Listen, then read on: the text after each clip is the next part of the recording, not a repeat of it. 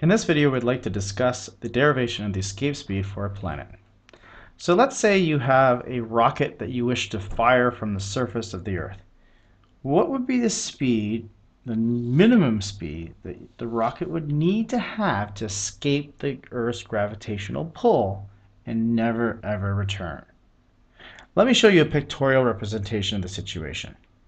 So here we have a before picture and an afterwards picture. So here we have the rocket on the surface of the Earth leaving here. The rocket has a mass of small m, the Earth has a mass of big M, and the rocket is initially leaving at this initial velocity, which is called the escape velocity. And then eventually, if we were to look at the situation where it didn't have the right amount of speed, then eventually the speed would be zero. You see, as the rocket moves away from the Earth, it would lose kinetic energy and eventually come to a halt. To solve this problem, we need to use conservation of mechanical energy. So we're assuming that the energy initially is equal to the energy finally. So the mechanical energy initially is made up of kinetic energy and potential energy. And so it is also for the final mechanical energy. The kinetic energy of the rocket initially is just 1/2 mv squared. The gravitational potential energy of the rocket would be given by this expression. Now, it's really, if you look at it, the radius of the Earth is really this initial r. So r initial would be equal to the radius of the Earth because it's on the surface of the Earth. Now, finally, we have kinetic energy finally, which is 1/2 mv final squared.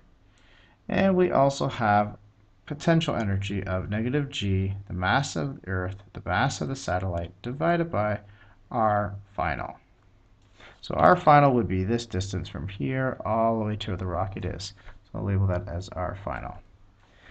Now, if we wish the rocket to move away from the Earth, and eventually keep going forever and ever and ever and not get pulled back to the Earth, then we would want to have no gravitational pull acting on it anymore. And no gravitational pull acting on it, remember the gravitational pull is defined as g m1 m2 all over r squared. Well, when the force of gravity is going to be practically zero when that distance r approaches infinity. So we really want the final position of the rocket to be essentially infinity.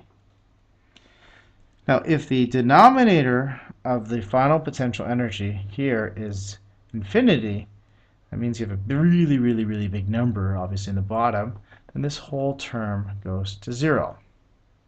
And so we wanted that limiting case, right? Just when it finally gets out there, never returns back, and it also has no more speed left, no more kinetic energy. So that means also the kinetic energy is zero. Remember, the final velocity is zero. So the total mechanical energy of the rocket is actually zero at our afterwards picture. So if you look at it, we still have two terms here on the left side. We have the initial kinetic energy and the initial potential energy.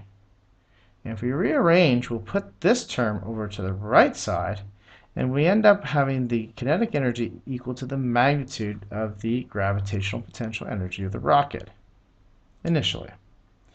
And you'll see if we rearrange and cancel some things, we'll cancel out the mass of the rocket, we end up with this velocity. And this velocity is known as the escape velocity. All right? You need to know how to derive that through energy methods, which I've just discussed with you.